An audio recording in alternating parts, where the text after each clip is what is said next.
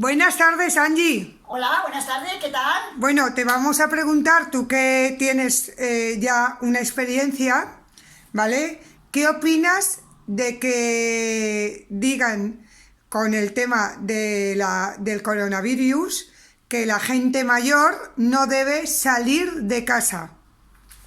Bueno, pues yo opino muchísimas cosas, ¿verdad? Sí. Pero que yo opino que la gente mayor, la verdad, que estamos De riesgo. en peligro, la verdad. Yo no lo sé si me escaparé, la verdad.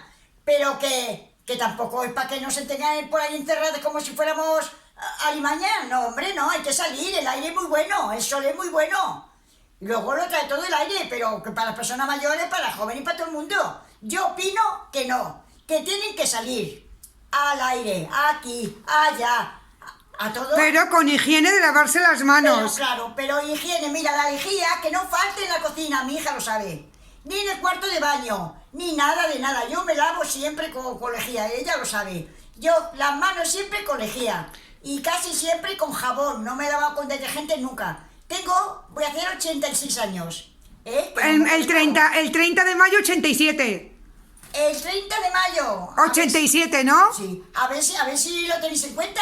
Eso. Porque a vosotros no os olvido nunca. Eso, entonces, Ojalá. que salgan pero con precaución. Claro, hombre, hay que salir con precaución, pero tampoco para que nos tengan por ahí, yo que sé, arrinconadas, no. Y tomar mucha vitamina C. Mucha vitamina, mucha El limón, dilo del limón. El limón, mi hija no lo sabía, porque eso era un secreto para mí. Espera un momentito, que voy a hacer una cosa. Que voy a por una cosa. Vale. Habla. Pero ella, como es tan lista, porque claro, es preciso que sea lista. El limón. El limón. El limón. Entonces, ella me cogía a mí un día, pues haciéndome limón en ayunas.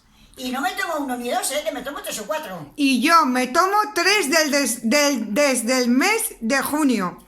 Entonces... En ayunas con agua, vitamina C. Sí. Para combatir cualquier tipo de constipado. Ahora, yo no como de esa tontería, yo como todo lo que se come en casa, lo hago yo. Natural.